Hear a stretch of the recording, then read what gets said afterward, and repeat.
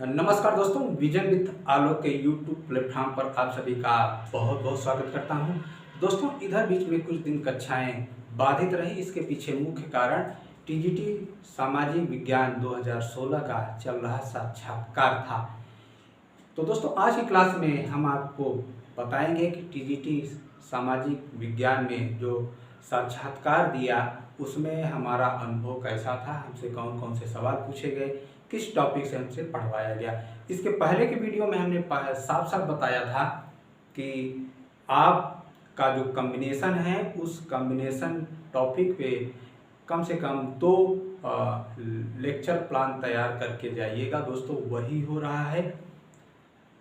साक्षात्कार बोर्ड में ज़्यादातर अभ्यर्थियों के साथ पढ़वाने का कार्य किया जा रहा है। हमारा जो साक्षात्कार था वह 24 मार्च को हुआ और बोर्ड में कुल 3 लोग सम्मिलित थे, जिसमें सदस्य के अलावा 2 एक्सपर्ट थे। दोस्तों, जैसे ही मैं बोर्ड में गया अंदर, तो हमसे कहा गया कि आप हमें किसी एक टॉपिक को पढ़ा के समझाइए और ऐसा मान के चलिए कि हमें कुछ नहीं आता है। तो दोस्तों, जो बोर्ड का जो चयन बोर्ड का वाइट बोर्ड है वो बहुत छोटा है, इसलिए पढ़ाने में बहुत परेशानी होती है वहाँ। इस पे आप प्रैक्टिस कर लीजिए। हमने पढ़ाने का जो टॉपिक चॉइस किया वो संविधान का टॉपिक था।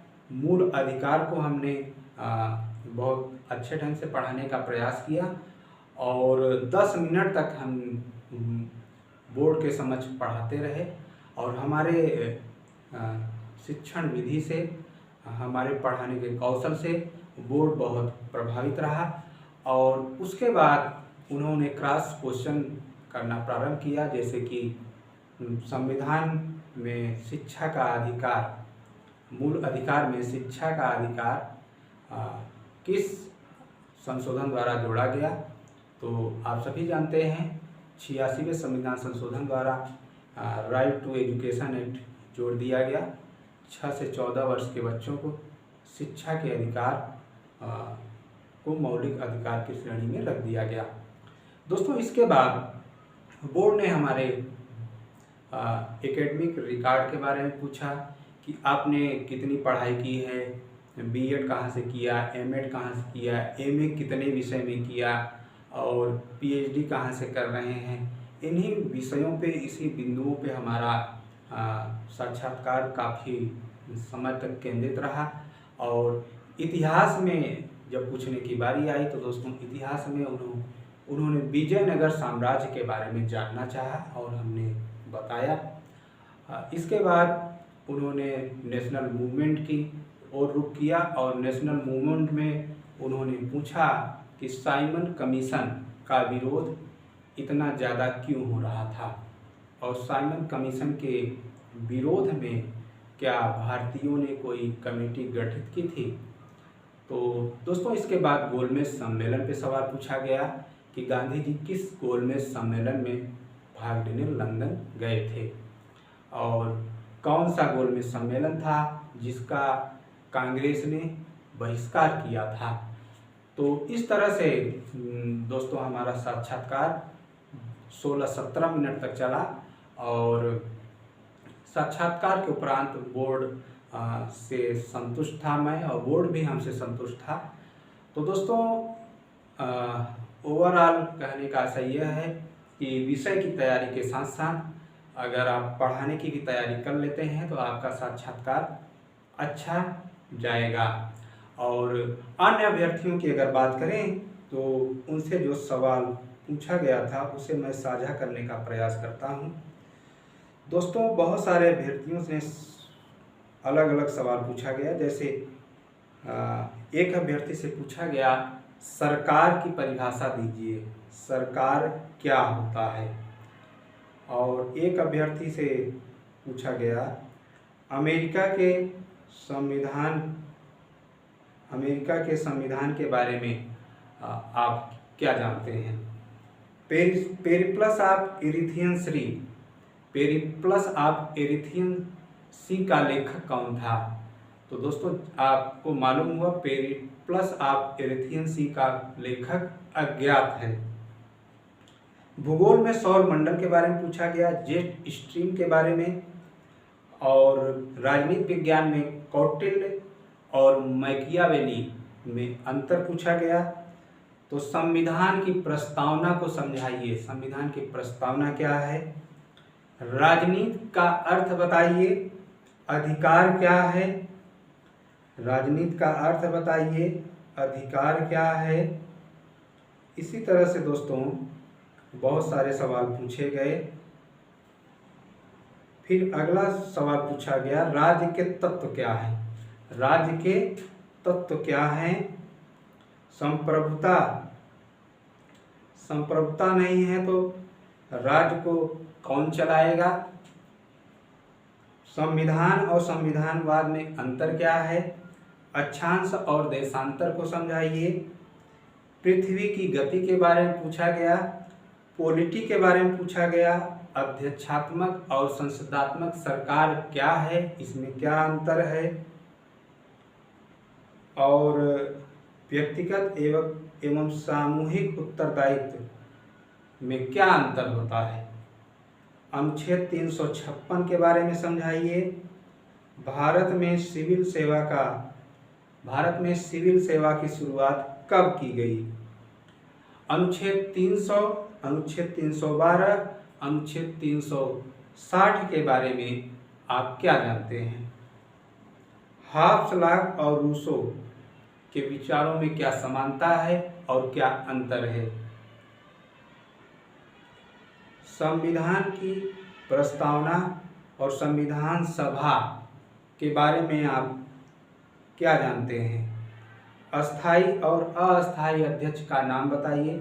संविधान सभा के अस्थायी अध्यक्ष और अस्थायी अध्यक्ष का नाम बताइए। मौलिक अधिकार संविधान के किस अनुच्छेद से किस अनुच्छेद के मध्य वर्णित है?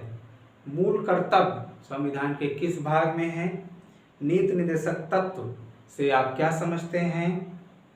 1857 की क्रांति के बाद भारत में क्या परिवर्तन आया? प्लेटो के आदर्श राज्य को समझाइए। जी हाँ, प्लेटो के आदर्श राज्य को समझाइए।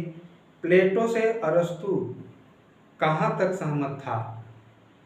प्लेटो से अरस्तु कहाँ तक सहमत था, इसे समझाइए। संप्रभुता के बारे में पूछा गया दोस्तों। संप्रभुता के बारे में पूछा गया। और अगला जो सवाल बोर्ड ने अभ्यर्थियों से पूछा उसमें अधिकार क्या है, राजनीति शास्त्र और उसका क्षेत्र क्या है, मतदान का अधिकार, मतदान के अधिकार में पूछा गया, किस देश में महिला मताधिकार है, किस देश में महिला मताधिकार है, कब बना और कब लागू हुआ, प्रारूप समिति के सदस्य कितने हैं, और भूगोल में पूछा गया सीमांत क्या है, बफर स्टेट क्या है, और डेविस का अपर्दन चक्र सिद्धांत क्या है बताइए। प्लेटो का साम्यवाद, संविधान, प्लेटो का न्याय, अरस्तु के शासन का वर्गीकरण,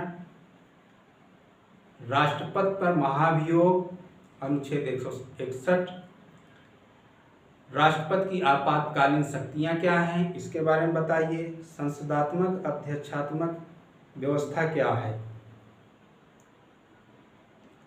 दोस्तों इसी तरह से आयोग ने बहुत अच्छे सवाल पूछे और कुछ उलझाऊ सवाल भी पूछे, जैसे संविधान की आत्मा, नीति निर्देशक तत्व, संसद का निर्माण कैसे होता है, धन विधेयक के बारे में बताइए, राज्य के तत्व कितने हैं, वित्त विधेयक के बारे में बताइए, और भारत की तटीय सीमा की लंबाई बताइए, तटीय राज्य कितने हैं ये बताइए, गारो खासी जयंतियाँ जो जनजातियाँ हैं किस राज्य में निवास करती हैं, भूगोल की परिभाषा बताइए, वायुदाब पेटियाँ क्या हैं, भू आकृति क्या है।